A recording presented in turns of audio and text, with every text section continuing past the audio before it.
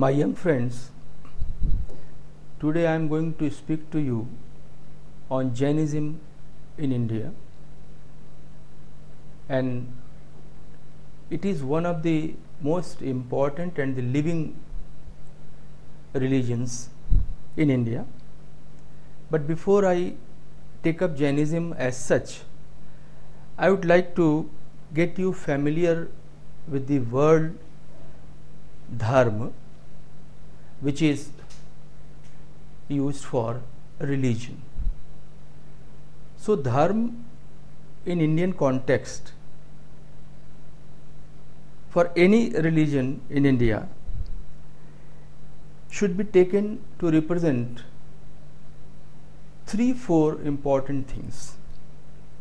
It should not be taken to be the rites and rituals, what usually is taken. Rather, it is a social code of conduct formulated by the ancient wisdom or the ancient preceptors. Second, I would rather like to call it that it tells us about the art of living, how one should live, what best behavior one should adopt or accept in his life to become a real and ideal human being who could be useful for the society, not only to him.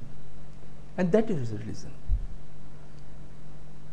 And another point is that Jainism has been one of the 3 main religious and cultural streams in India. The one and the root and the ancient most was Vedic religion, from which came out 2 streams of Shramanic traditions. Shramanic tradition means the ascetic traditions, the traditions which were concerned more about the renunciation and the austerity. And to Shramanic tradition were associated Jainism as well as Buddhism. So what was the need of the emergence or formulation of 2 new religions as Jainism and Buddhism? I am deliberately using Jainism first and then Buddhism because definitely Jainism was older than Buddhism, at least 250 years. Because in Vedic tradition, which gradually flows to the Puranic tradition or to the time of the Puranas, we know a number of Puranas are there. In course of time, in its practical use, a number of things came in which were not accepted by some of the segments of the society. And those points were disparity of caste,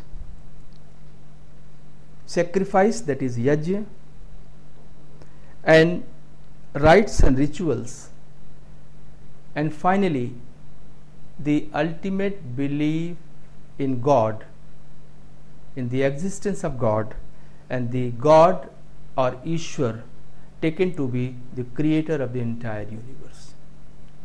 So Jainism and Buddhism came out with the denial of these above points to establish or rather re-establish the earlier focus of Vedic tradition of the parity of caste, and to have the things in origin wherein the society was taken to be a unit as a human being, and different limbs of society being the body limbs of that great person which is called or known as cosmic man, Parampurush.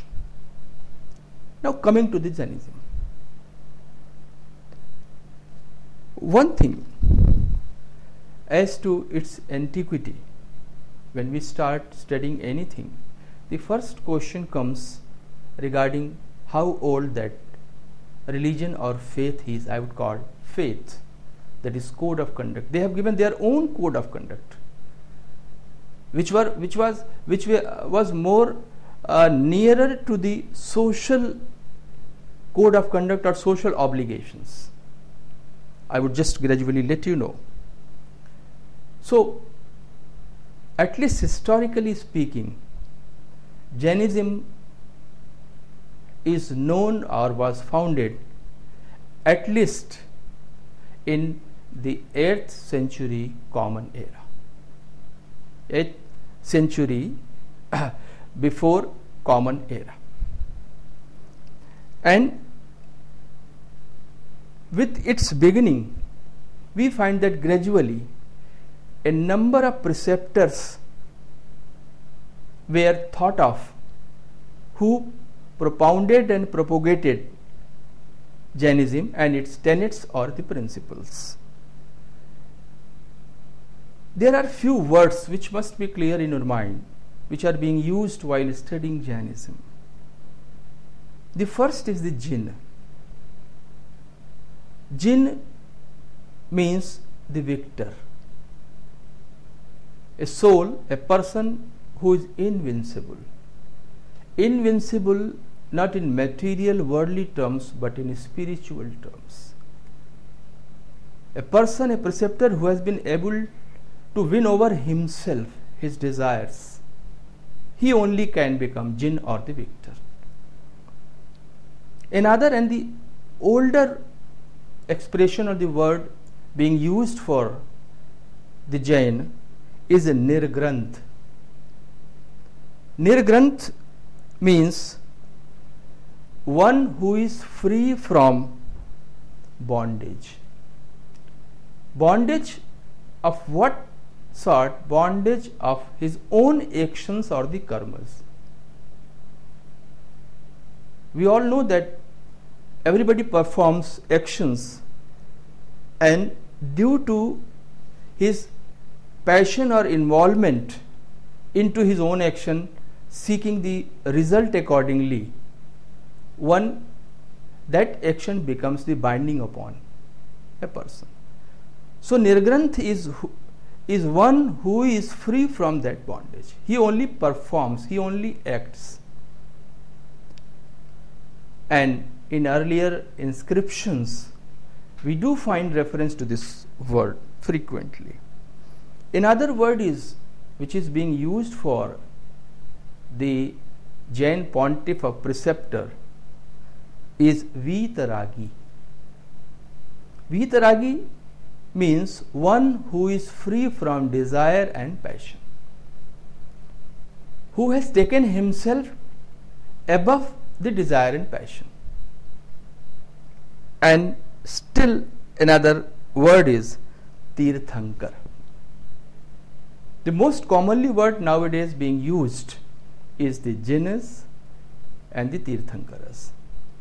And from Jain came the religion as Jain and then Jainism. Tirthankar means a preceptor, a person who is so sacred, whose actions are so sacred, pious, and moving or leading towards the humanity, welfare of the humanity, that he becomes such a person that the places associated with him becomes the place of pilgrimage, that is Tirth. So these are few words through which we know the Jainas, Tirthankaras, and thereby from Jain the Jainism. Now, the nucleus of Jainism is the concept of 24 Jainas, also known as Tirthankaras, as I have already explained just now. The Jain literature and the tradition says that there were 24 Tirthankaras. They believe in unending time cycle, which has been divided into two. One, when it goes in ascending order, it becomes Utsarpini, and when the virtues, merit goes downwards, it becomes Avasarpini. So the present age we are living in, according to the Jain texts, is the age of Avasarpini, or the deterioration of the virtues and the human qualities. And in this age, the concept of 24 Tirthankaras are found and which are mentioned in Jain texts right from Kalpasutra. The 12 Ang texts, which are the earliest Jain texts, Paumacharya, Trishashti Shalaka Purush Charitra, Padma Purana, Mahapurana, and a number of other texts. All of them speak of the 24 jinas of the present Avasarpini, or the aeon, or the age. Of the 24, the first is Rishabhnath, also known as Adinath. Adinath means the first of all the 24. And interestingly, when he is being eulogized,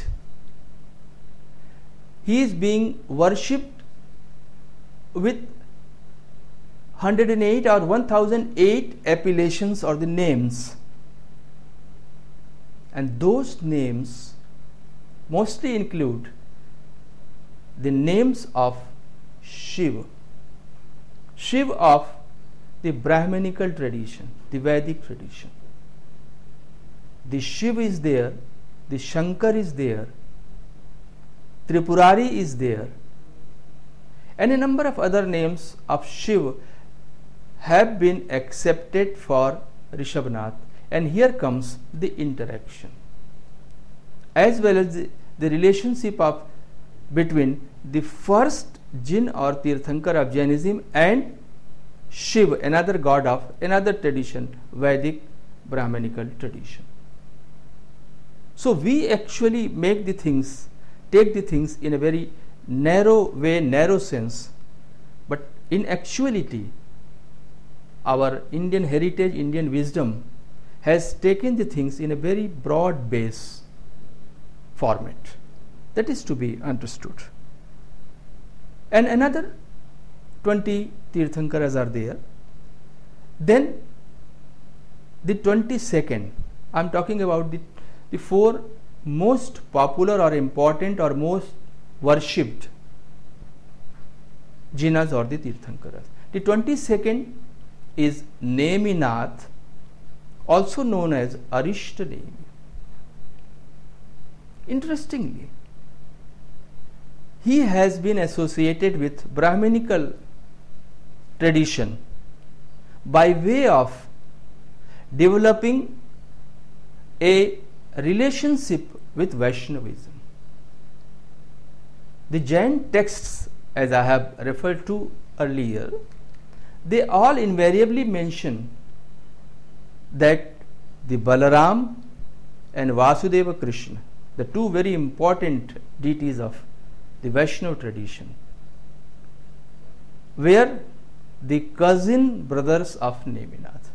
And here comes the interaction, which is to be understood and which is important nowadays to understand religion in a broad horizon or in a broad canvas, and then only it could be of more use to the humanity. Then another one is Parshvanath, who has been 23rd, and Parshvanath, the 23rd Jin or Tirthankar, is taken to be the historical one,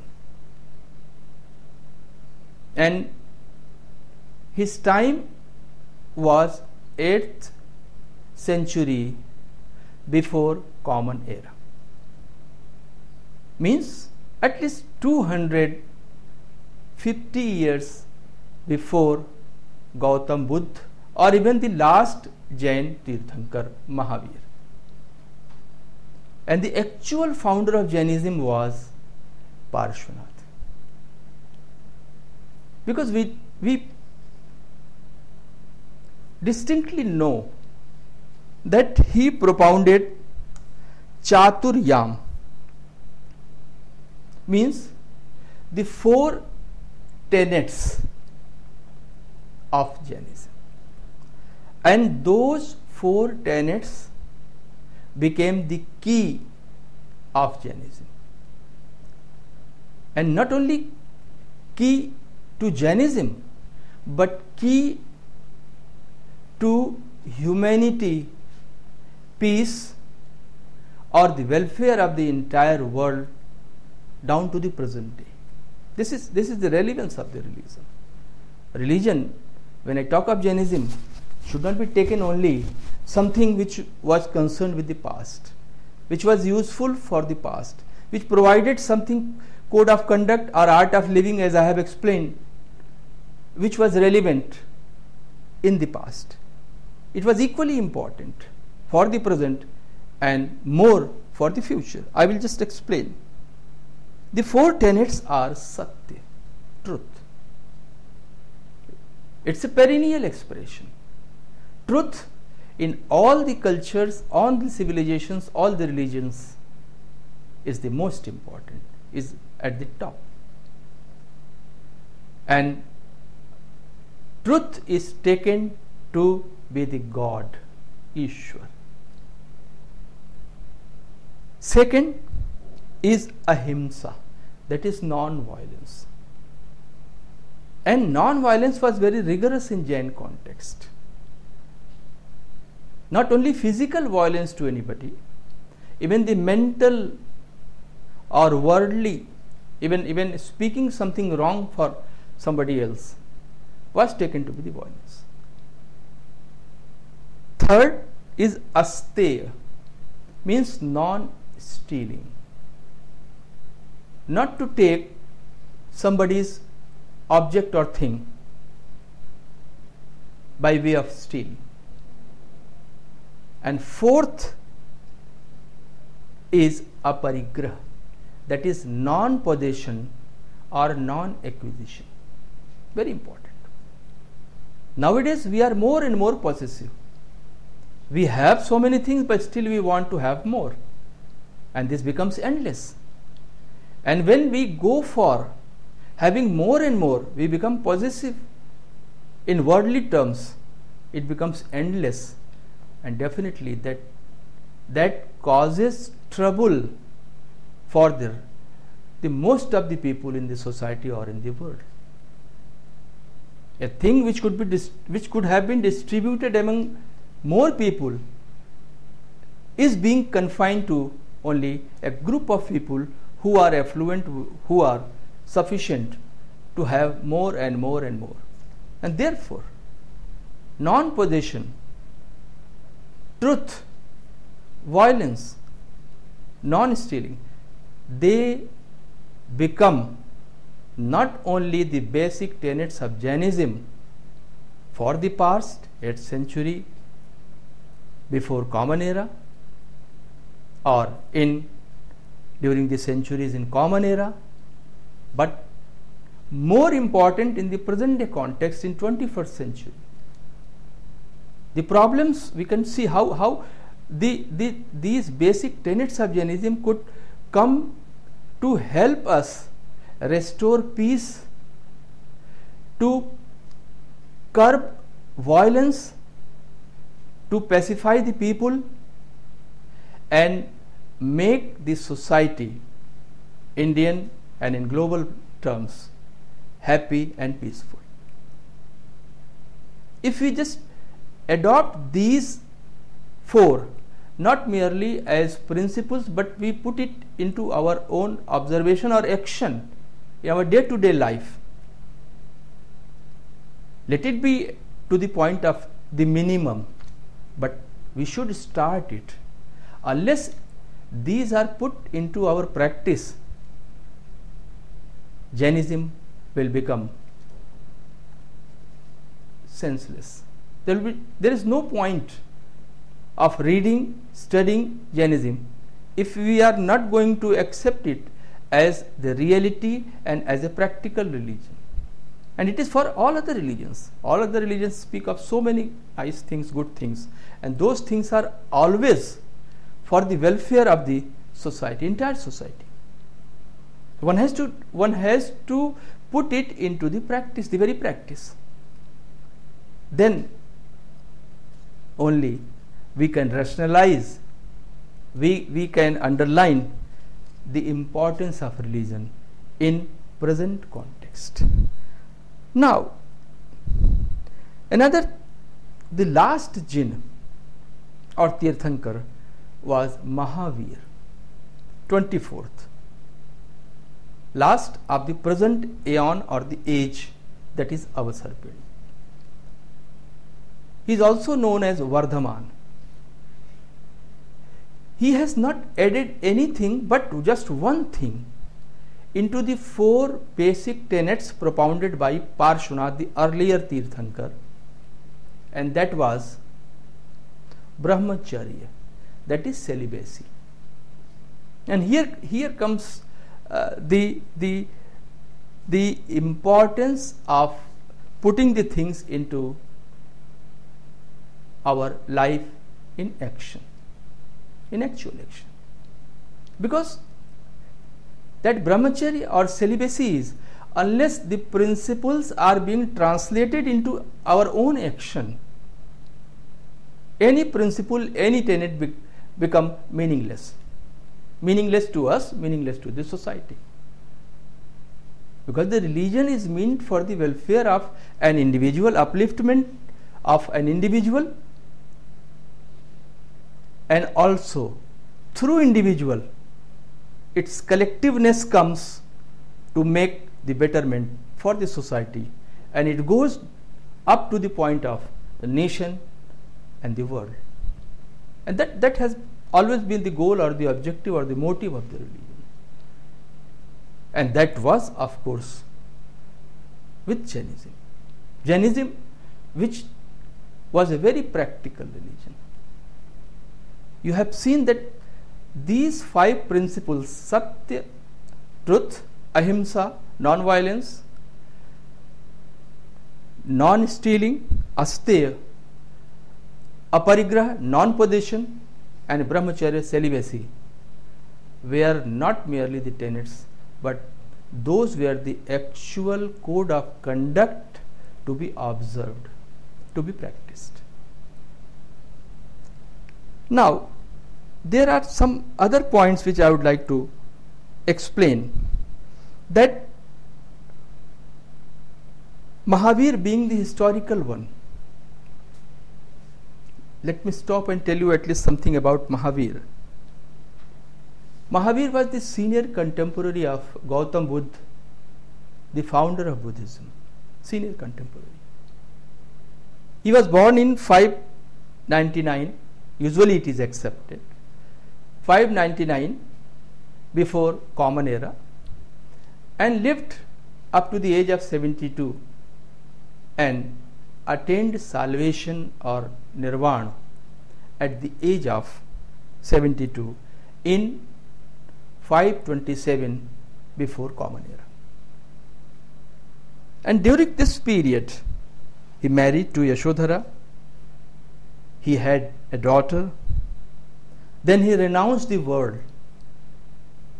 At the time of enjoying the royal authority and royal power, he decided to renounce the world, the material possessions, and take the path of non-possession, renunciation and austerity, which were the basic or the core of Jainism, and which are the core or the basics of Indian culture and tradition as well. Indian culture and tradition has never been the culture of possession. Rather, it was the culture of renunciation. Not the bhog, but tyag. And the austerity, that is sadhana. Because austerity makes us eligible to make self-introspection. And through self-introspection, we are confronted with ourselves. And when we are confronted with ourselves in the process of self-introspection, we know the truth. We know the reality of life. We know that what duties we are supposed to perform. Our lives are not meant merely for, as an individual, for me only, but for the entire society. So that way, that meditation, that sadhana or austerity is the main thing which makes you capable of that realization. And that point of realization in Jainism is called Kevala Jnana, absolute knowledge. Knowledge and nothing else, Keval Jnana. And that comes only through the process of deep and long meditation, that is self-introspection. And once you know yourself, once you know what for you have come to this world, well, you can prove yourself to be the best man for the humanity, for the entire world. Mother Teresa, Vivekananda, Gandhi, Lincoln, hundreds and thousands of names are there in 20th and 21st century who could do this, who could know them. And that is the actual purpose of any religion, and that way of Jainism as well, which Jainism very successfully propounded and led to the people who embraced or accepted Jainism to adopt that particular line for their life. It was patronized, of course, by the rulers, the kings, the ruling class, but not to that extent as we find with Buddhism as well as with Vedic or Brahminical religion. I won't call Hinduism, because Hinduism has become a misnomer. When we use word Hinduism, it means all the religious and cultural streams are being included. The Vedas will be there, the Puranas will be there, the Buddhism will be there, the Jainism will be there, and all when taken into one or as one will become Hinduism. So Vedic, Buddhism, Jainism. In Jainism, the main patrons were Bimbisara, just for information, Ajatashatru, Chandragupta Maurya, a great ruler, who for the first time consolidated the political integrity or unity of India. Then his grandson Samprati, and then comes Kharvel of 1st century before Common Era. Kharvel was Jain, and he is known only through his inscription, which comes from Orissa, that is Hathi Gumpha inscription. Means Hathi means elephant, Gumpha means cave. And then comes Nag Bhatt of Pratihar dynasty, 8th century, and then Kumar Pal Chaulukya of Gujarat, Amoghavarsh of Rashtrakoot dynasty. So these were the main rulers, and some of the ministers, army commanders, they did also had leaning towards Jainism. They extended support to Jainism. But let me categorically underline that Jainism was a religion supported more by the masses. I repeat, more by the masses. It was a community religion, which is being proved by the texts and the inscriptions. Inscriptions of the Kushan period, inscription from Khajuraho, inscription from Osia, and a number of other places, which speak of support to Jainism by the business community, the tradesmen, mercantile class, and the common man. And I would just quote one thing, how Jainism penetrated into the social structure to the point of the common man in India. In inscription it is said that they patronized Jainism, they contributed in the making and the installation of the Jain images, Jain idols which were to be worshipped. And do you know who they were? They were carpenters, they were ironsmiths, goldsmiths, sailors, dancers, and even the prostitutes. And now here comes that disparity, the classless, the casteless society. Religion, Jainism was open to all. It was therefore accepted by all, by the masses, and they supported as per their capacity, financial capacity. In the very beginning I have underlined that Jainism was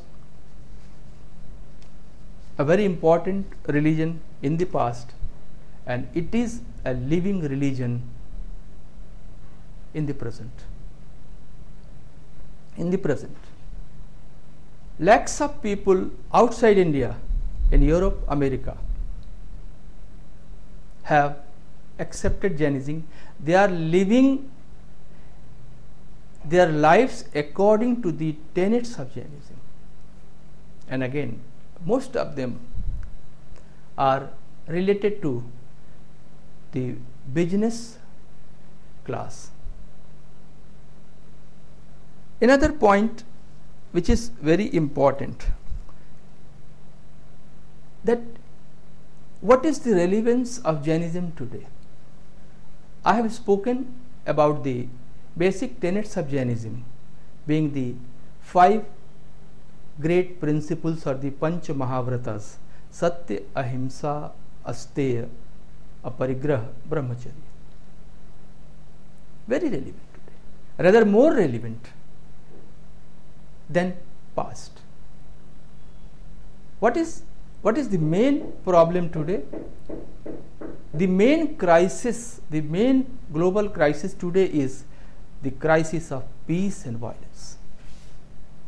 Everywhere we can see, from the root point of the family, of an individual, to the society, to the point of a nation, and going to the extent of the world. Everywhere violence. Violence of different kinds, different types, mental, physical. And what is desired? What should be the ultimate objective? What every nation, what every society, what every family talks about to achieve? That is the peace. That is the peace.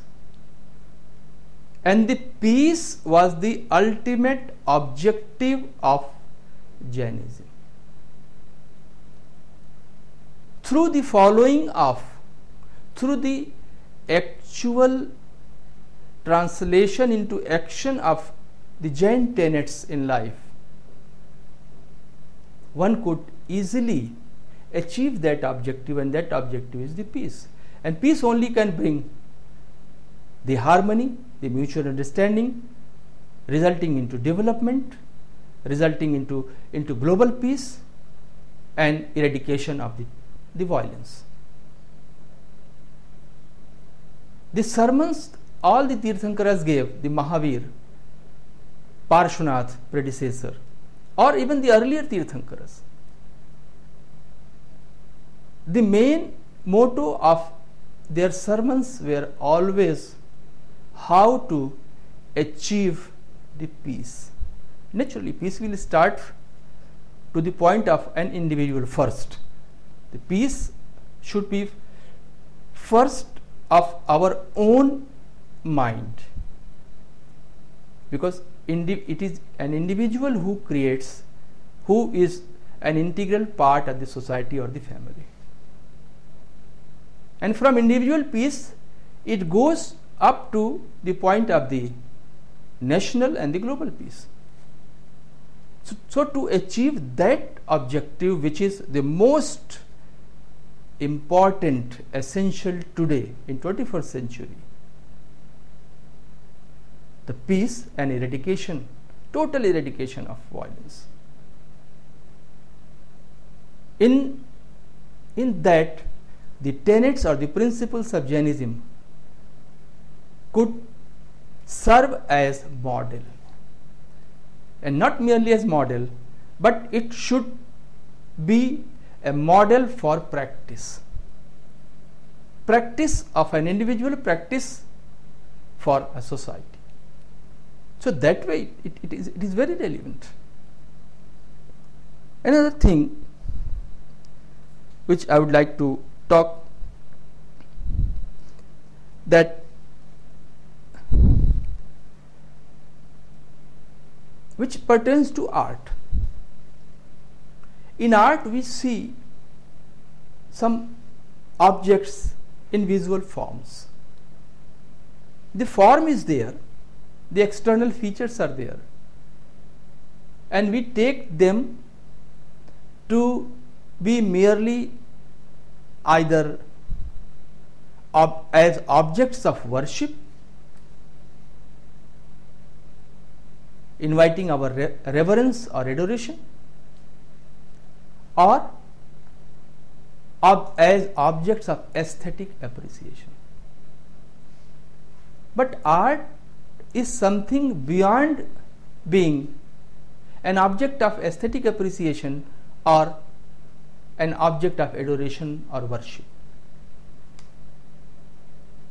The point is that whether or not we are able to get into the very spirit of the creation or the process of creation of that art.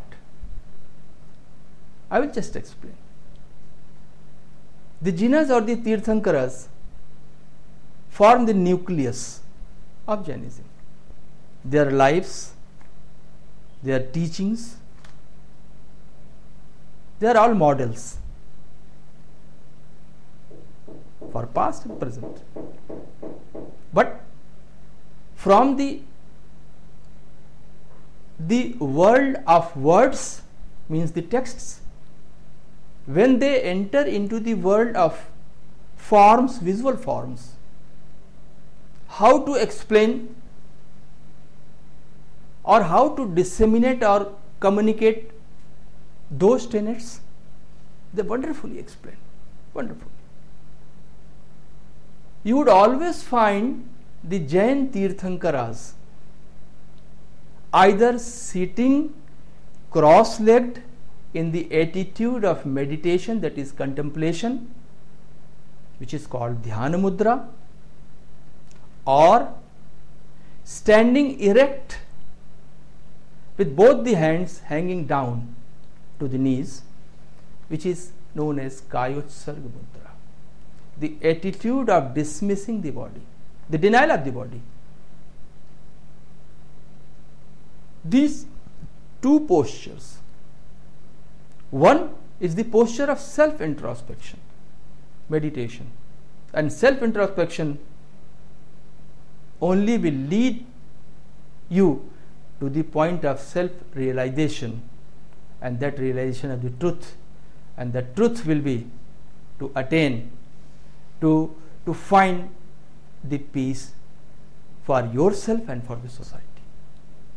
And that Kayotsarga Mudra is the posture of austerity, sadhana, as well as total renunciation. When you renounce everything, you become non-possessive, aparigraha, and non-possessive to the extent that you even drop the drapery, clothes, and become sky-clad, Digambar. So these postures, when you look at in the images of the Jain Tirthankaras, tell you to be self-introspective, to be non-possessive, to take the path of austerity, so that you could be real, useful human being for the society. So here comes the utility of the religion in modern context, and we should always study our past in the context of how much and to the what extent it is relevant today, relevant to us, relevant to the entire humanity. So no confined importance. We have, I would just pinpoint certain landmarks. In Jainism we have Triratna, 3 jewels, very important.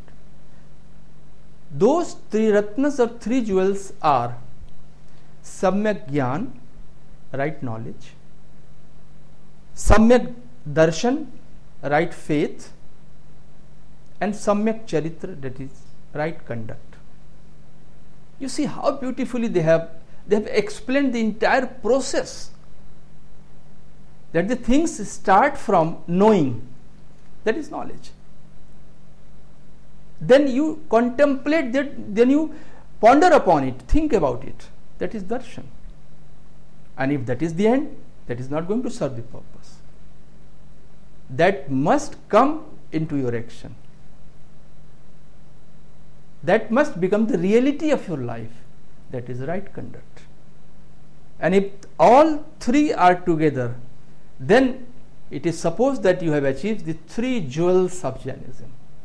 So these are rightly named as Triratna or 3 jewels.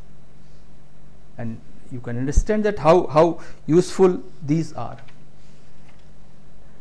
Jainism has been divided into 2 main subsects. One is Shwetambar, means the Tirthankaras wearing the drapery clad, the lower garment, the dhoti will be there. And the second is Digambar, means the sky clad. Total nude figures you would find. And nudity is not at all obscene or vulgar. Nudity makes you closer to the nature, helps you to know better yourself, gives you the real exposure to the nature, and also that you have adopted the path of total non-possession, free from desire and passion. There are 4-fold Jain organizations which are operative in past, which were operative in past, and which are operative even today, which include Muni or the ascetics, the recluse. Then Aryika means the nuns. And then the Shravak and Shravika, the male devotees, household devotees, and the female household devotees. You see, Jainism does not talk of merely the munis or the recluse, because it knew that any religion, including Jainism, could survive only with the support or on the support of the society and the families, which should cater to their daily needs by way of the alms or the bhiksha. So that way, it included in its Jain Sangha or organization even the people related to the family, male and female both. Another thing is that Jainism believes in life, not only in us, human being, but life in the trees, plants, and of course the animals, reptiles and all that. Of course that is there. The tree, plants. And beyond that, in the inanimate object also. Superb idea. When we talk of life in inanimate object, the mountains, the river, the stone, when they have life, means if we are going to make any damage to them, means the damage to the nature, damage to the ecology, that would cause violence. So how beautifully they have included them so as to protect them, so as to sustain them and take them to be very important and essential for our life.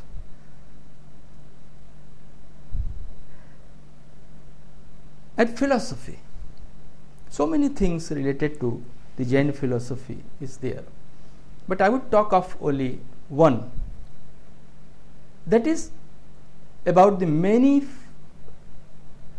truth, which is called Anekantavad or Syadvad.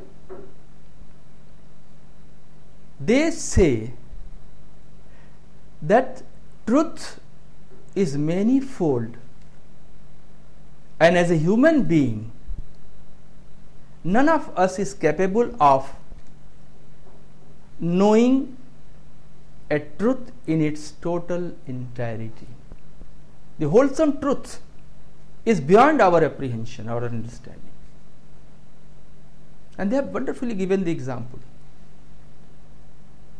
that an elephant is there and few blind people are brought close to the elephant, and they were asked to touch different body parts of the elephant, and they have described and defined elephant in different ways, and all were correct. So that way, only the jinn or the tirthankar or any supreme being who is enlightened, who has attained the absolute knowledge, Keval Gyan, could only understand the wholesome truth. Do you know what is the practical importance of this?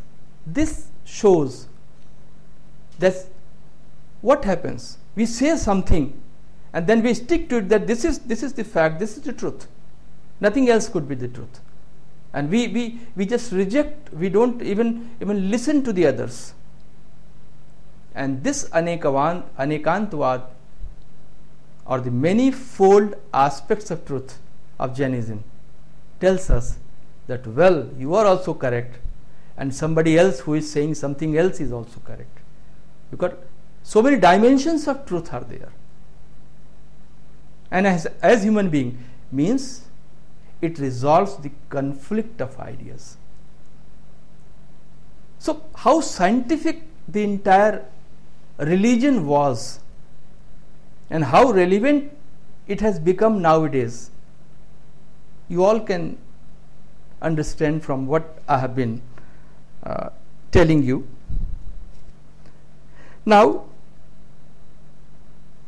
Jainism has contributed not only to the society by way of the truth, non-violence, non-stealing, non-possession and celibacy principles, giving the three jewels, giving the philosophical tenet of Anekantvad, but it has equally contributed to the art which has been an integral part of culture. By way of the images of the jhanas, I have explained in two customary postures, Dhyana Mudra, Kayusya Mudra, again indicating very important things. The temples, and the most important, they are spread almost all over the country. But the most important of them are at Osia in Rajasthan, Khajuraho in Madhya Pradesh.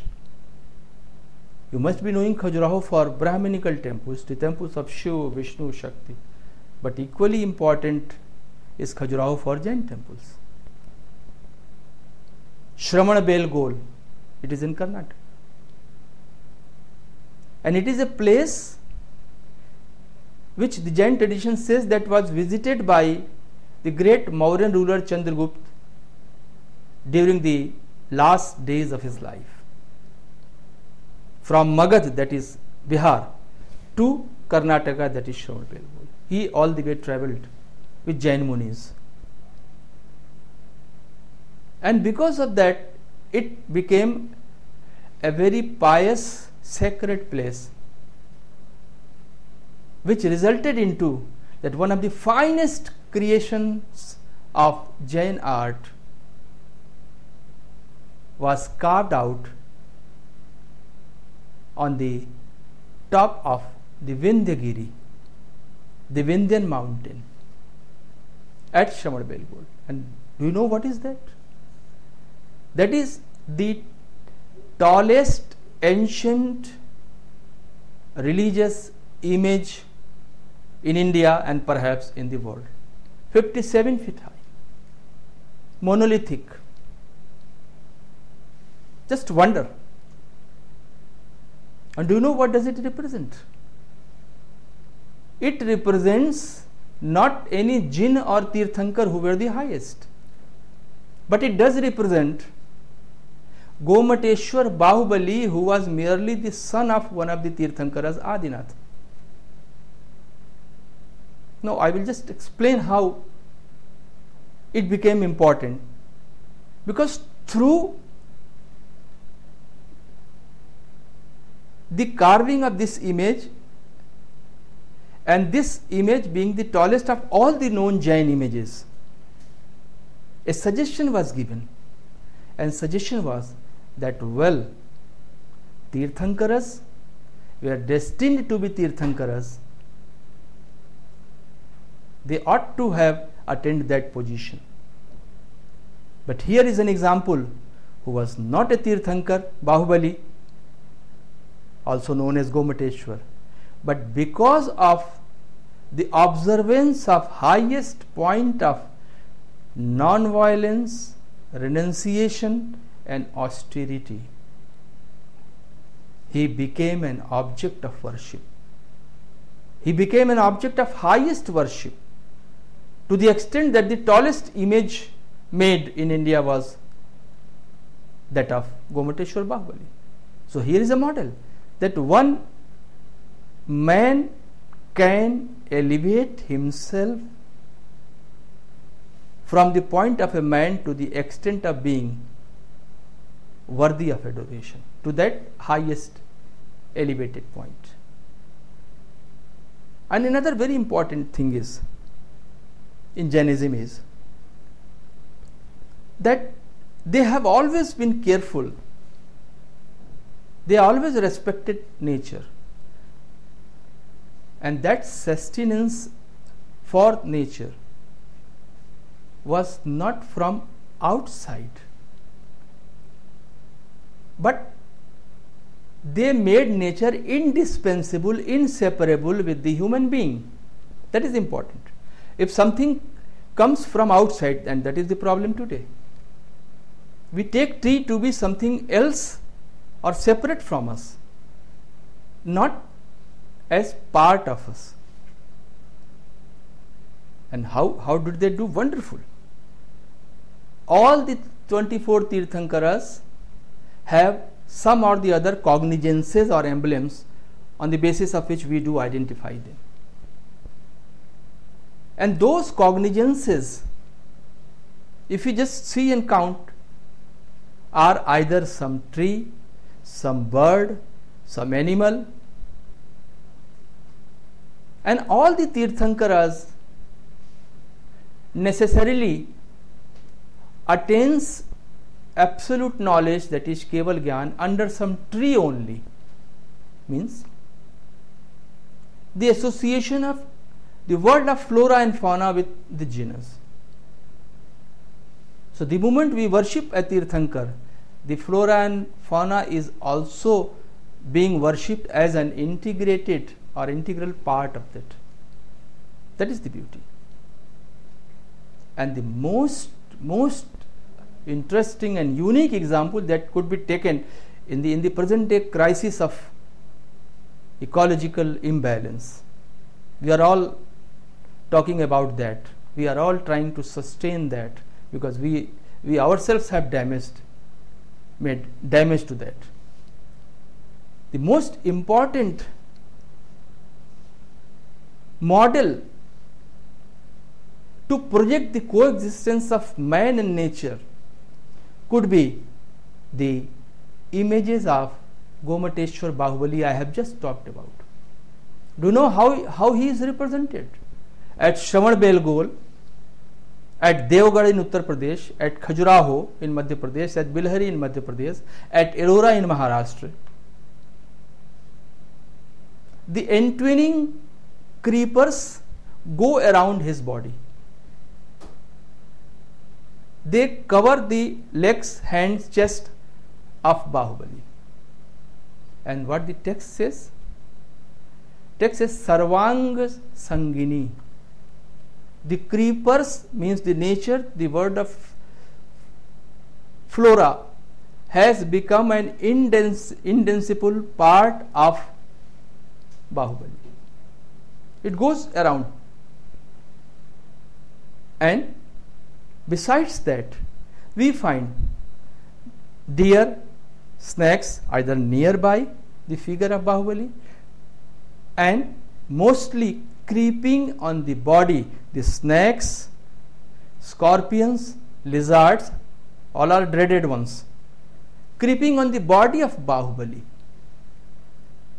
along with the entwining creepers. What does it suggest? Obviously, it does suggest, it projects the coexistence of man and nature.